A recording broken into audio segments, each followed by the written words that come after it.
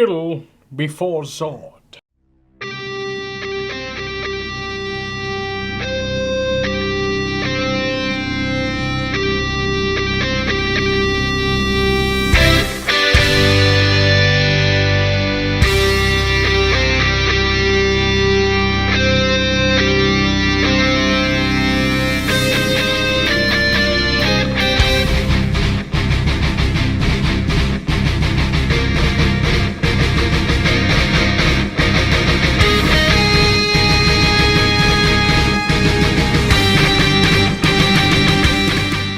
Hello everyone, welcome back to the Roll Screen Team. I'm Andrew Thomas. I'm here with fellow Zod, Christopher Johnson. Hello everyone. And we're discussing in Superman 2, but we're discussing two versions of Superman 2.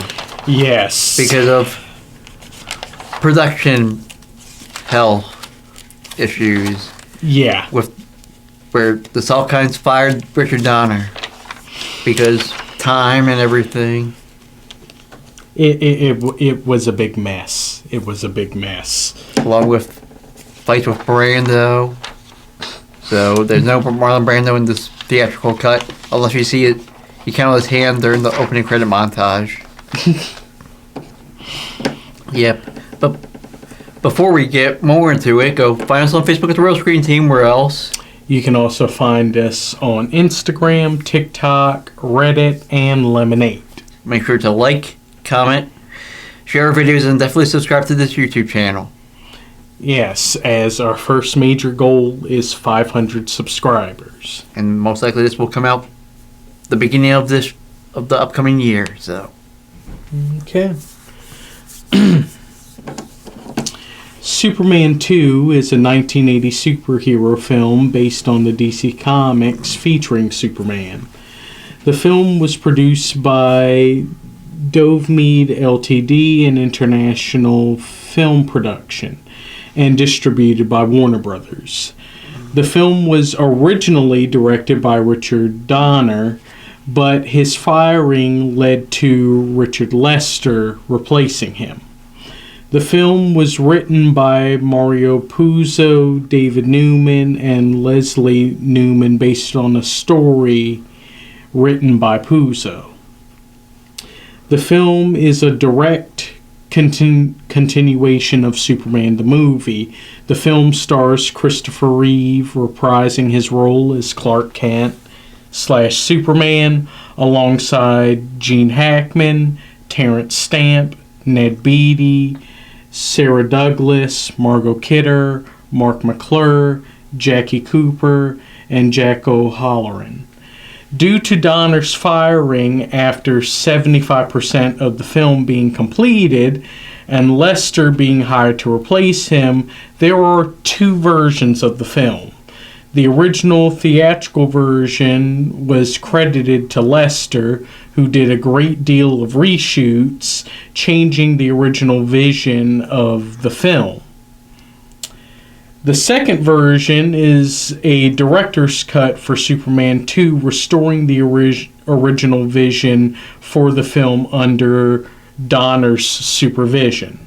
The Richard Donner cut of Superman 2 was officially released on November 28, 2006. Now, the synopsis. Okay.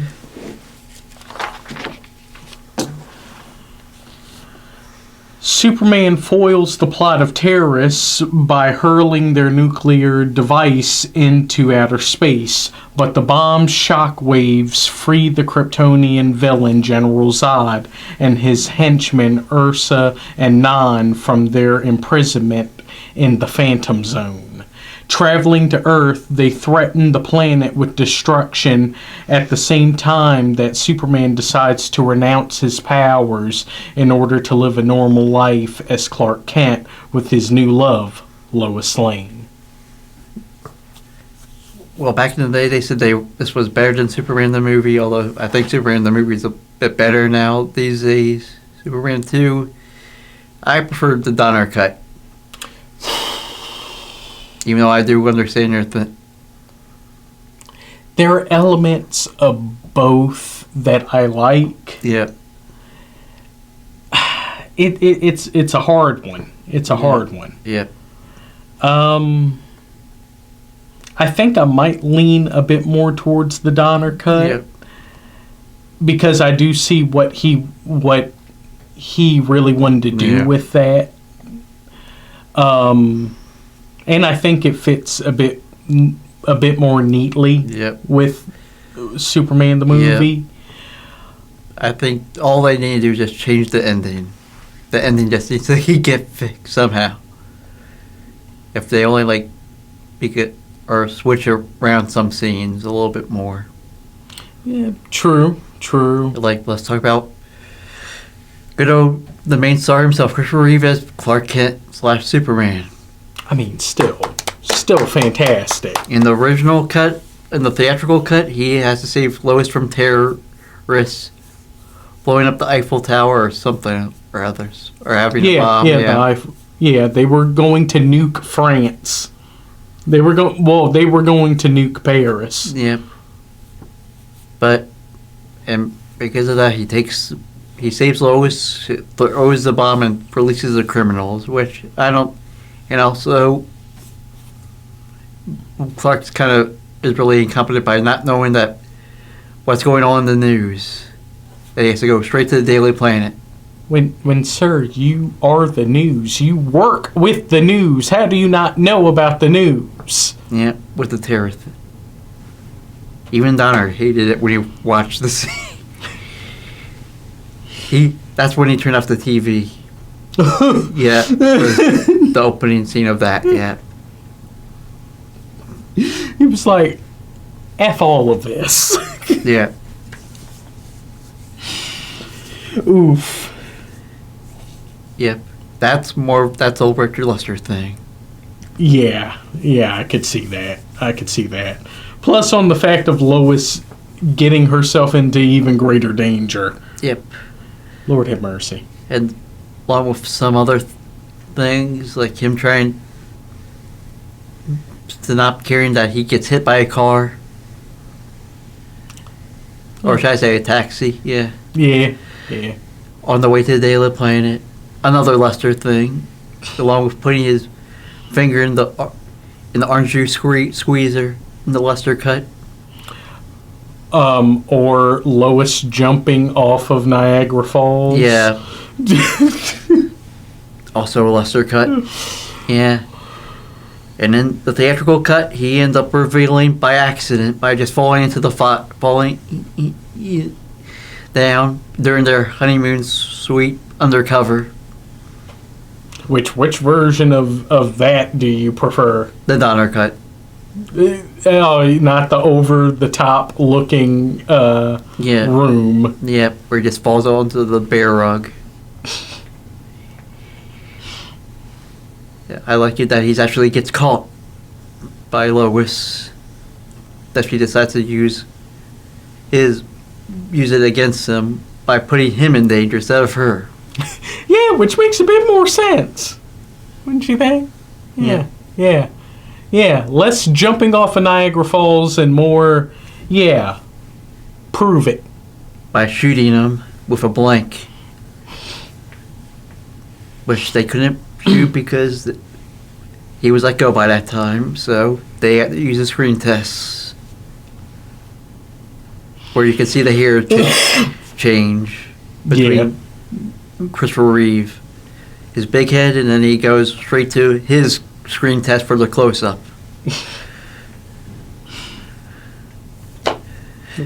I like that part. Of course, we get to see him go. After he reveals himself to Lois, he decides, after sleeping together, I want to be human now. I thought they slept after he decided to become human. Depends on which cut. Very true.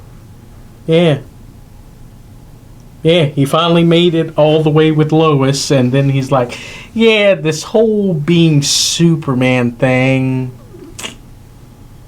I already stopped the major threat. There really isn't any other major things going on. That he doesn't know because he's too busy. Little does he know. So, let's try this whole being human thing. Yeah, but he's less argumentative with his mother in the theatrical cut. Yeah. I mean, both parents warn him whichever cut. Yep, although he's more upset with Jor-El. Oh, he's like, why can't I be happy? You get to see Christopher Reeve much more emotional compared to the theatrical cut. You can't always get what you want. Along with also when he decides to go become human, they put automatically human clothes on him in the theatrical cut. Well, yeah, and at the same time having this weird skeleton. Yeah, this weird X-ray scene where we see a skeleton and all the different arteries and everything and organs and. Yep. Yep. Of course, in the Donner cut, he's just already in his normal clothes, which makes it more convenient. Yeah. Would make more sense than him go into chamber in full Superman suit, exit chamber. Okay, regular clothes. Okay. And then he gets himself beat up by a bully. Even though he could have just picked one of the other seats. Could have been right to the seat right behind her. Yeah. So try to start a fight knowing that he has no powers. And got his ass handed to him. Yep. But he does get his revenge, which I think works a little bit better in the Lester cut. I give that credit there. Because the Donner cut makes no sense whatsoever. Especially of why he would go back to mess with this guy because erased everybody's memory. Yeah. Yeah, it makes a bit more sense. Yep. Or they could have at least put that scene before he, resets everything. That probably blame Warner Brothers and Donner on that part. They didn't think that part through. I know they made, of course, then after that, he finds out about Zod after getting beat up. Yeah. Which he knew about because Jor-El Crystal told him during his training montage somewhere along the line. Yeah. Teaching him about the Phantom Zone and one of our greatest enemies, General Zod. Of course, we see him get his powers back different times. One, he just finds a green crystal and then that's it. Yeah, in the Lester cut. It makes much more sense in the Donner cut. Yeah, it does. That he used all of his energy to not be computer Jor-El anymore, so he can have his powers. And Jor-El symbolically giving it back to him. Yep. My son. Yep. Makes it more emotional. Yeah, works a lot better. Yep. Even though it technically still doesn't make a whole lot of sense being a computer, but it's alright. Let the symbolism speak for itself. Yep. Dang it. Yep, so everything, of course he has to erase Lois' memory after that brief happiness, won by amnesia kissing in the Lester cut. Which, how many times does he do that in the series? 2 times. Good Lord. The next one's in the last one Reeves does. He just can't let her. He just can't let her know. Nope. Well, I mean, I understand the first time because she was going through like a conundrum. Yeah. Like, she had a mental breakdown. Yeah, she was I understand that one. Because she just went through a lot. Yeah. She just saw a lot. She may have caught a body with that during the course of events. So I can understand her having a breakdown about this. I mean, yeah, you pretty much in a relationship with a man that's akin to a god. Yep. Yeah, that can be, and plus knowing of all the major threats he has to deal with on a regular basis. But the other one, he just travels back in time and it never happened. Yeah, he even put Zod, Ursa, and Non back in their parallelogram. Yep. I'm pretty sure Luthor's back in his cell. But did he have to blow up the Fortress of Solitude? Probably not.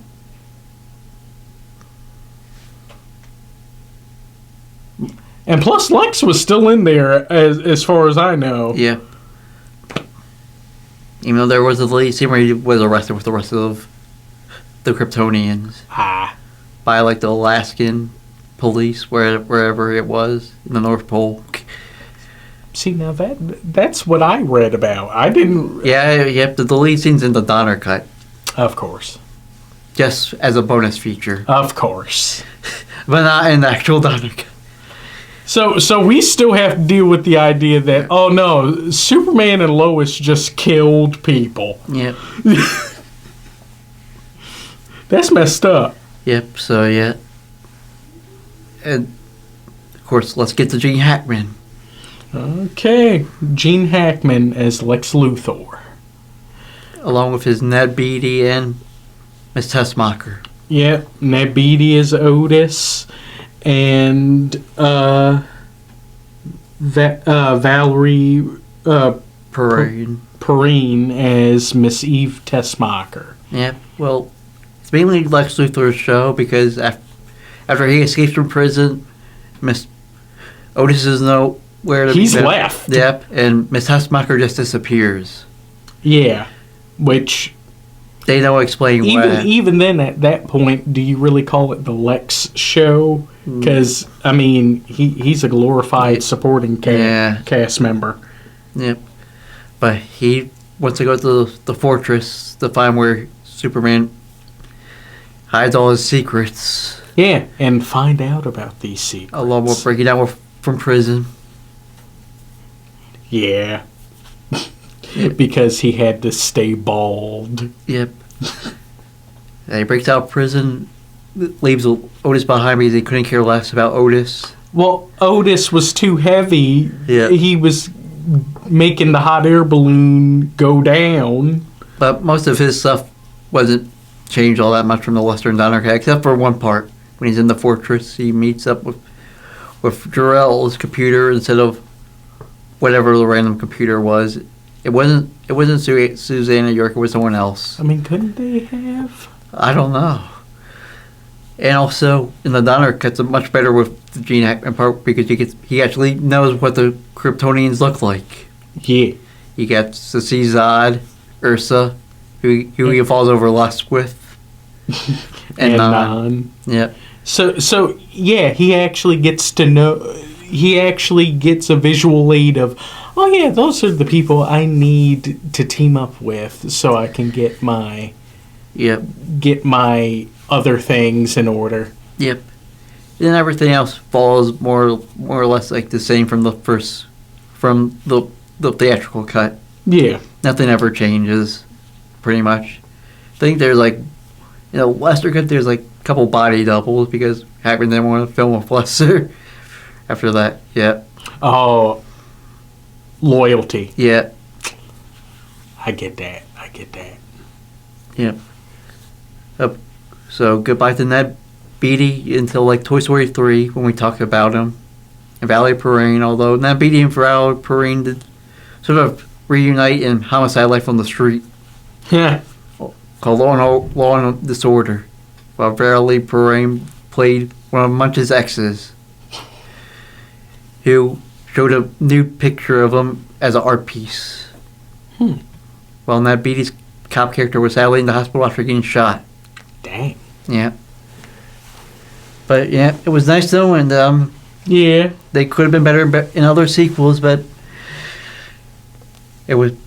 But who needs them when you have other weird things that you plan on? Like a nephew. Yep. But let's talk about Margot Kidder as Lois Lane. Yep, she does great. Yep, I say the Donner Cut gives her more justice. Yeah. If she doesn't have to deal with try and win a Pulitzer by going to the Eiffel Tower to have that blown up. Yeah. And how in the world was she stuck? How was she able to I have no idea. She was on the bottom of that whole thing. How? Yeah, but she... Yeah, I heard that she tries to test him in the Daily Planet instead of the... Jumping off of Niagara Falls. Yeah. After you just saw a child, you know, almost risk their life falling, you're going to do it? Yeah. Really? Of course. Then there's some random other girl who works at the Daily Planet who has a sort of a crush on Non during that big fight between Superman and the Kryptonians. Forgot her name that they added for the Luthor cut. The bigger one's just as strong as Superman. She just pushes her. Don't be talking about the enemy. Yeah. Yep. And of course, yep. Like it said, I like it that she's the one who tested him with the Donner Cut. We're using the screen tests. Yeah. By shooting blanks at him. Yeah. I think that was more practical and believable. Yep. You know, rather than her risking her freaking life again. Yep. Instead of just him falling under the bear rug and revealing, there's not a scratch on him because he's actually Superman that she already knew. I swear. Of course, we've already discussed what happened with that Superman kiss or time travel. Yeah, of course, the time travel thing worked a little better considering that was the original. That was what the original plan was for this cut of Superman 2. It wasn't going to be a Superman the movie thing. That came out as a last minute. Yeah, I do prefer the whole idea that everyone doesn't remember, but maybe has a slight inkling of remembering, rather than Lois having good couple days erased, and she doesn't know about anything that's currently happening. Yep. Yeah, I prefer everyone not remembering rather than just Lois. Yep. Of course, the Luthor cut had Jackie Cooper and Marc McClure still do good as a supporting cast, even though their things are sort of mixed up. Mainly with Jackie Cooper has a little bit more to do in the Luthor cut. Yeah. By telling Clark the exposition. Oh yeah, well, Lois is trying to win a Pulitzer. Where have you been?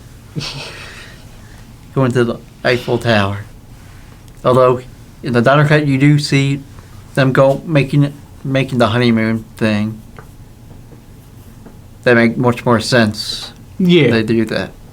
Yeah. Of course, in both cuts he gets knocked out by Non. Not a good time for Perry White. Not a good time. Of course, him and Lois are the only ones you get to see when he's about to brush his teeth in the Donner cut. You get reverse. And he's like, "Was I doing something?" Like I was about to brush my teeth. Yeah, a sense of deja vu. Yeah. I like that a bit more. Even though the Lois Lane was definitely not Margot Kidder, they had someone else fill in because they needed something to fill in the footage. So they just had to stand in. Of course, Mark McClure and Jimmy Olsen, pretty much the same thing. Also, telling Clark, Lois is in Paris. Yep. And also being around, while craziness and shenanigans are happening in the Daily Planet. Yeah, trying to give Chief some coffee, which in the Donner cut you can see more of him interacting with Lex. Yeah. I'm giving this to Chief. Chief's got it, aka Lex. Yep, but Mark McClure did good for his small role. Yeah. Yep. Doesn't get enough credit. Yep, of course. Let's talk about the Kryptonians, the main villains. Yes. Starting with the main man himself. You all shall kneel before him. Terence Stamp as General Zod. And R.I.P. Terence Stamp. They both died in the same year. Yeah, we lost Lex and Zod the same year. Just heartbreaking. Heartbreaking. And just so suddenly. Yep. But he lived a full life in his 80s. Yeah. Also coming back as a cameo of sorts, as a recurring cameo, as the voice of Jor-El. Yeah, which, that's great. Yep. But this is his movie. Yes. And I prefer the Donner cut of how he got released was because of the missile at the end of the first movie. Yeah. Yeah. It makes much more sense than just the elevator of the Eiffel Tower bomb blowing up. I can kind of see that because it was also a nuke. Yeah. So, shockwave. And we get to see alternate for different cuts of different points of view of the Jor-El Zod trial. Unlike the Lester cut where they just kill a guard for just a crystal and then just gets trapped and then sentenced. Which, okay. After they're free, they kill some NASA people. They literally killed astronauts. Yep. Astronauts and cosmonauts. Yep. And then they also, of course, they mistake Earth for Houston, which is this the planet Houston? Mm-hmm. Earth. Yep. They take over the White House. Although in the Lester cut, Non's much more funnier and trying to do the same things that Ursa and Zod are doing. Trying to laser and the heat vision doesn't quite get out. Huh? Yeah. Yeah, they overplayed a little bit too much. I wonder if that is what inspired that scene from SpongeBob where Barnacle Boy tried to use his to destroy the conch signal, but it just doesn't reach. But General Zod was great and commanding. He took over the White House. And made the President of the United States kneel before him. Yep. Oh my God. And then Zod. Then go to the Daily Planet to go smoke out Superman. Where we get the greatest line from Superman to the Lester cut. General, do you care to say, get outside? Which isn't in the Donner cut. It's like a General, have you heard of freedom of the press in the Donner cut? Which isn't the best part. No, let's take this outside. Yeah. Mono e trio. Yep. Mono e trace. Yep. And then after Superman realizes that it's a losing battle in Metropolis, that he has to lure him to the fortress. Even though everyone's upset because Superman just, in their point of view, Superman was a wimp and left. You got washed and then you ran away. What the hell, Superman? Mm-hmm.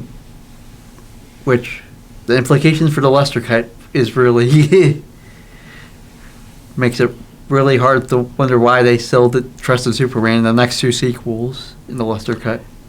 Yeah. The Donner cut makes much more sense because time travel. Yeah.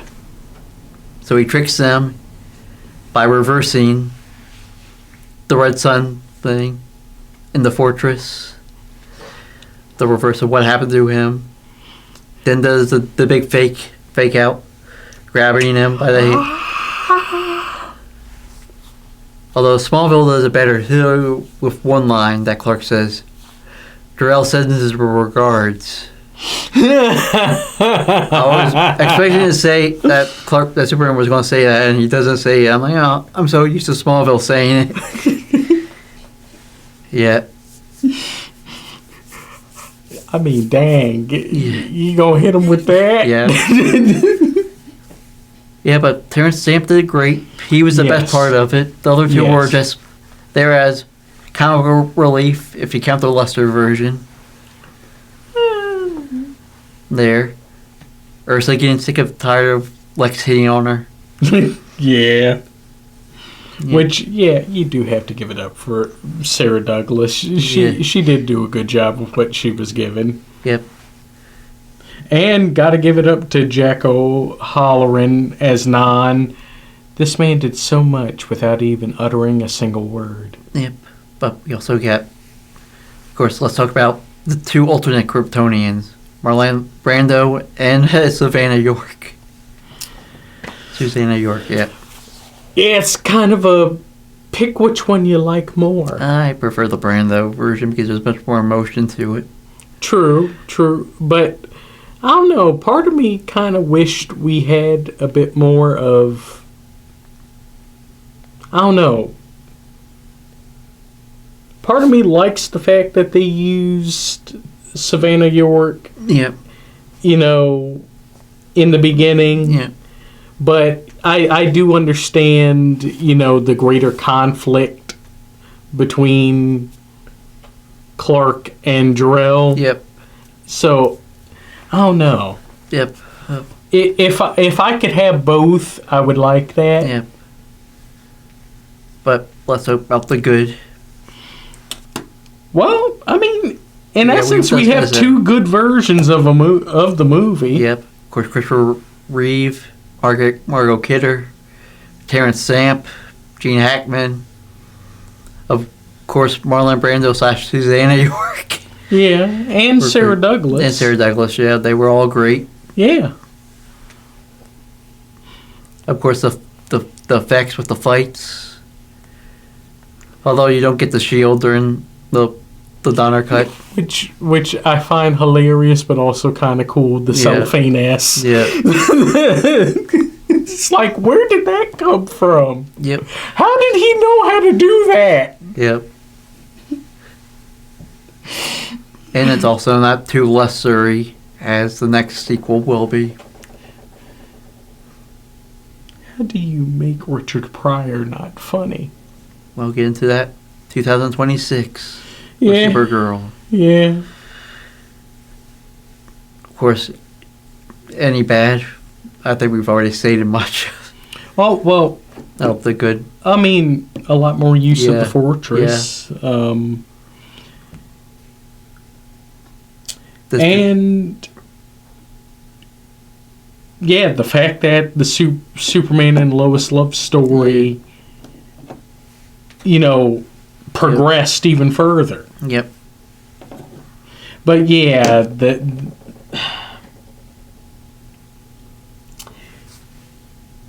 the endings, it's kind of which one do you really want to go with? Yep.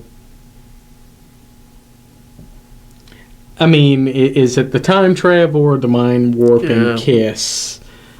The mind wiping kiss. Yeah, the Lester version is too jokey. Yep. And no Marlon Brando. Yep. Also, for what? There were a lot of casualties, depending on which one you watch. Yep. Well, if the Donner cut makes it that the casualties never happen. Well, in the theatrical Lester version, Superman and Lois, they killed people. Yep. And I still don't know why people will trust Superman the Lesser after the next sequels after the Lesser version.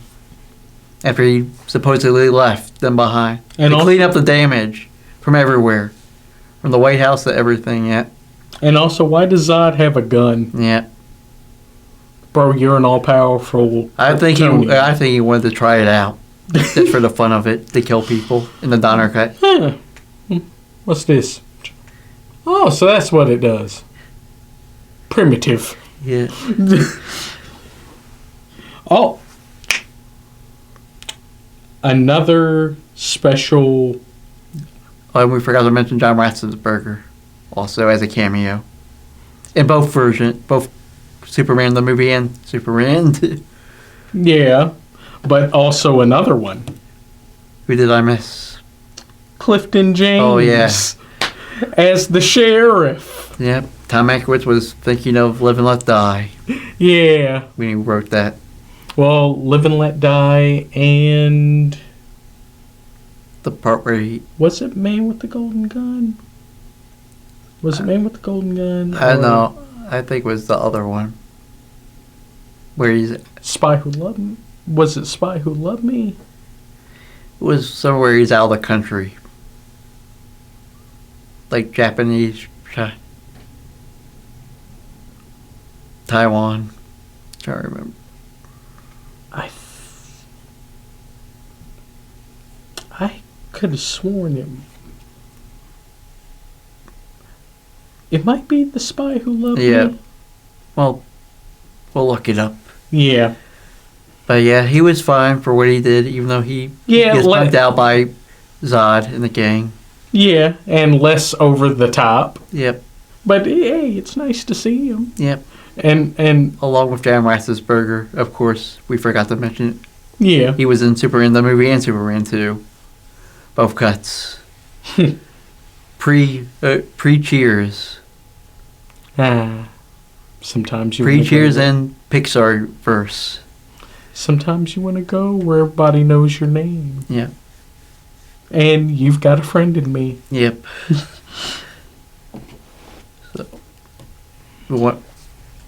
Yeah, I guess go with our scores. Yeah, I give this an 8 out of 10. Yeah, I prefer the Donner Cut better because it has much more stuff to do.